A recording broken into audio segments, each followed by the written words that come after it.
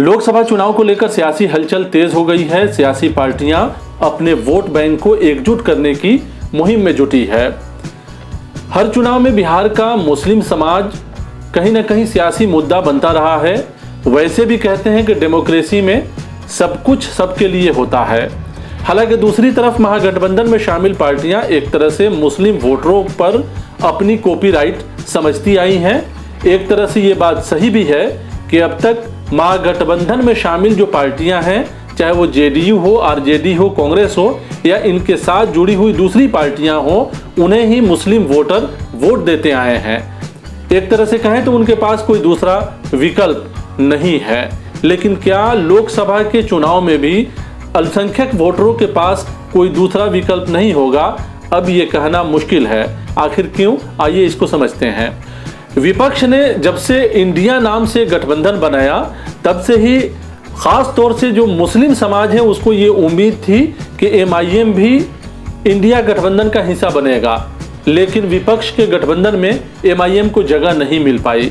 इस बात को मुस्लिम वोटर, खास तौर से जो यंगर जनरेशन है, वो समझ नहीं पा रहे हैं कि आखिर ऐसा क्यों है।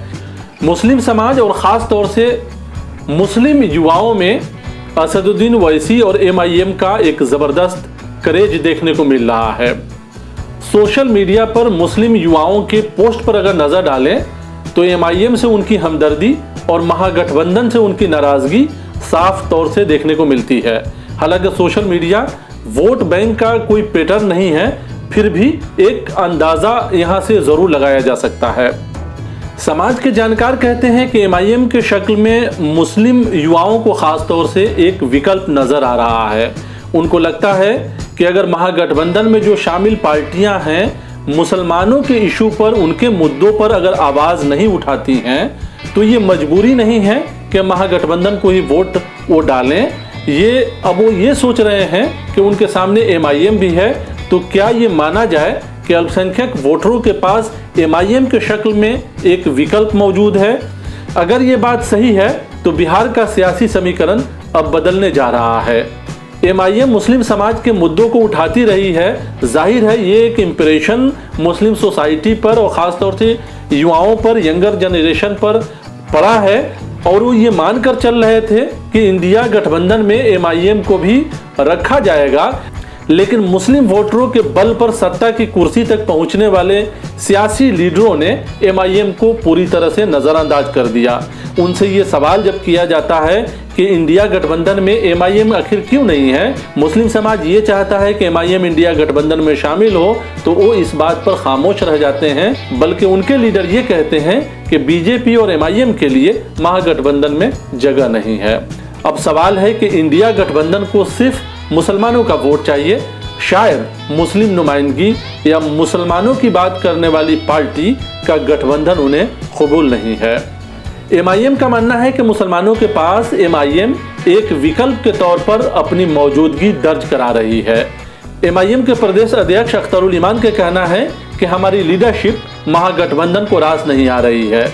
नतीजे के तौर पर एमआईएम को बीजेपी की बी टीम बताकर परेशान किया जाता है। मुस्लिम वोटरों को महागठबंधन में शामिल पार्टियां एक तरह से कंफ्यूज करने की कोशिश करती हैं। उनका कहना है कि इस बार ऐसा नहीं होगा। अख्तरुल ईमान का कहना है कि बिहार के मुसलमानों के लिए एमआईएम एक विकल्प है और मुस्लिम समाज उसकी तरफ देख रहा है।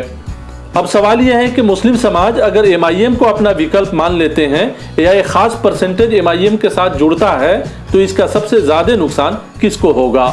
जाहिर है इसका नुकसान विपक्ष के इंडिया गठबंधन को उठाना पड़ेगा। बिहार में लोकसभा के 40 सीट है और करीब 10 ऐसे लोकसभा के सीट हैं जिस पर अक़लियती आबादी, अल्पसंख्यक आबादी उम्मीदवारों के किस्मत का फैसला करती आई है। यानी उनकी आबादी इस स्थिति में है कि वो चाहे तो उम्मीदवार को हरा दें और चाहे तो जिता दें। अगर वो एमआईएम की तरफ शिफ्ट करते हैं या उनका कुछ परसेंटेज एमआईएम की तरफ शिफ्ट करता है तो महागठबंधन को यहाँ भारी नुकसान उठाना पड़ेगा। यही वजह है कि जानकार कहने लगे हैं कि इंडिया गठबंधन में शामिल लीडरों को इस बात पर जरूर गौर करना चाहिए था कि एमआईएम को भी उस गठबंधन का हिस्सा बनाया जाए, ताकि अक़लियती आबादी, अल्पसंख्यक वर्ग का जो वोट है वो तकसीम होने से बंटने से बच सके। अगर ऐसा होता तो जाहिर है इसका फायदा इंडिया गठबंधन को होगा, अगर नहीं होता है तो इसका नुकसान भी विपक्ष के इंडिया गठबंधन को ही उठाना पड़ेगा। हालत यह है कि इंडिया गठबंधन में शामिल पार्टियां एमआईएम का नाम तक लेने से परहेज करती हैं।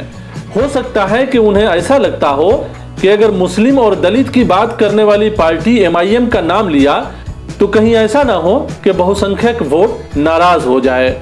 आपको याद होगा कि बिहार विधानसभा के पिछले चुनाव में एमआईएम के 5 विधायक विधानसभा में पहुंचने में कामयाब हुए थे। कुछ दिन नहीं गुजरे कि एमवाई समीकरण की पार्टी आरजेडी ने एमआईएम के विधायकों को तोड़कर अपनी पार्टी में शामिल कर लिया। हालांकि अब आरजेडी को ए टू जेड की पार्टी कहा जाता है। शायद आरजेडी अब एमवाई समीकरण की पार्टी नहीं रही बल्कि सभी की पार्टी है। लेकिन क्या एमआईएम के विधायकों को तोड़ने से आरजेडी को फायदा होने जा रहा है? अगर जानकारों की माने तो आरजेडी को इसका कोई खास फायदा नहीं मिलने जा रहा है, बल्कि उल्टा यूथ है, जो मुस्लिम यूथ है, वो इससे नाराज है। कई ऐसे वाकयात हुए हैं जब अल्पसंख्यक वर्ग की उम्मीदें उन नेताओं से रही है जिन्हें वो वोट देते आए हैं कि उनके मुद्दे पर वो आवाज उठाएंगे, अपनी बात कहेंगे या उनके मसले पर आगे आएंगे। लेकिन अक्सर ऐसा देखा गया है कि अल्पसंख्यक समाज को मायूसी हाथ लगी है। इसी बीच उन्होंने ये देखा कि एमआईएम उनके मुद्दे को उठाती है, एमआईएम के नेता उनके मसले पर बात करते हैं। जाहिर है इसका असर कहीं ना कहीं मुस्लिम समाज के युवाओं पर है, मुस्लिम समाज पर है। अब एमआईएम दलितों के मुद्दे को भी उठा रही है, दलित के नेता भी एमआईएम को कहीं ना कहीं एक्सेप्ट करने लगे हैं। तो ये कहा जा सकता है कि इंडिया गठबंधन एमआईएम को अपने साथ नहीं रखकर शायद एक बड़ी गलती करने जा रही है। जो सियासत के जानकार हैं, समाज के जानकार हैं, उनका ये कहना है कि इंडिया गठबंधन को ज़रूर एमआईएम को अपने साथ रखना चाहिए था, क्योंकि समाज को जब भी अक़लियती समाज इस बात को देखता है कि उनके इशू पर कौन सवाल उठाता है, उनके मसले पर कौन सामने आकर बोलता है। अब तक जो उनका तजर्बा रहा है, जिन्हें वो वोट देते आए हैं, अक्सर ऐसा देखा गया है कि उनके मसले पर उनकी खामोशी रहती है। बिहार के 40 लोकसभा सीट में जहां जहां अक़लियतों की आबादी ज़्यादा है वहां एमआईएम अपना उम्मीदवार खड़ा करने जा रही है। अभी तक की जानकारी के मुताबिक किशनगंज, पूर्णिया, कटिहार, अररिया, दरभंगा, मधुबनी, सीतामढ़ी, शिवहर, बेतिया, वाल्मीकि नगर, हो सकता है सीवान और गया में भी पार्टी अपने उम्मीदवार खड़ा करे। अगर ऐसा होता है तो जाहिर है एमआईएम का जहां बेस है वहां उनके उम्मीदवारों की हालत अच्छी रहेगी। लेकिन जो बाकी जो सीट है जहां पे एमआईएम के उम्मीदवार मौजूद रहेंगे वहां परेशानी जाहिर है महागठबंधन को ही होगी और महागठबंधन के लिए ये एक मुश्किल वक्त होगा।